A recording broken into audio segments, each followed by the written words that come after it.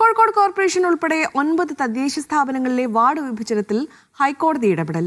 ഹൈക്കോടതി ഡിവിഷൻ ബെഞ്ചിന്റെ വിധിക്കനുസരിച്ചാകും വാർഡ് വിഭജനത്തിന്റെ തുടർ നടപടികളെന്ന് ഹൈക്കോടതി ഇടക്കാല ഉത്തരവിട്ടു. വാർഡ് വിഭജനത്തിനെതിരെ ഹർജി നേരത്തെ തള്ളിയ ഹൈക്കോടതി വിധിക്കെതിരെ നൽകിയ അപ്പീലാണ് നടപടി.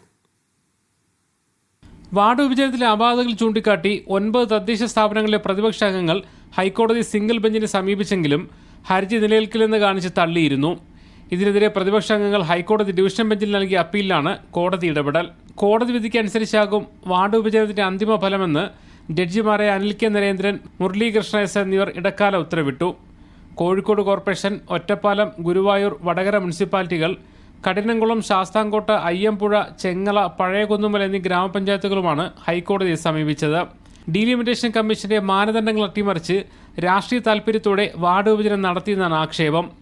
കോഴിക്കോട് കോർപ്പറേഷനിലെ ചില വാർഡുകളിൽ 3000-ഓളം വോട്ടർമാരാണെങ്കിൽ മറ്റു ചില വാർഡുകളിൽ 10,000-ന് മുകളിലാണ് വോട്ടർമാർ. ഇതടക്കം ഹർജിയിൽ ചൂണ്ടിക്കാട്ടിയിട്ടുണ്ട്. ചൊവ്വാഴ്ച കേസ് വിചാരണയ്ക്കെടുക്കും. തദ്ദേശ തെരഞ്ഞെടുപ്പ് പ്രഖ്യാപിക്കാനിരിക്കെ കോടതി ഇടപെടൽ എങ്ങനെയാകുമെന്ന ആശങ്കയിലാണ് തദ്ദേശ സ്ഥാപനങ്ങളിലെ അധികൃതർ. മുഹമ്മദ് അസ്ലം, മീഡിയ 1, കോഴിക്കോട്.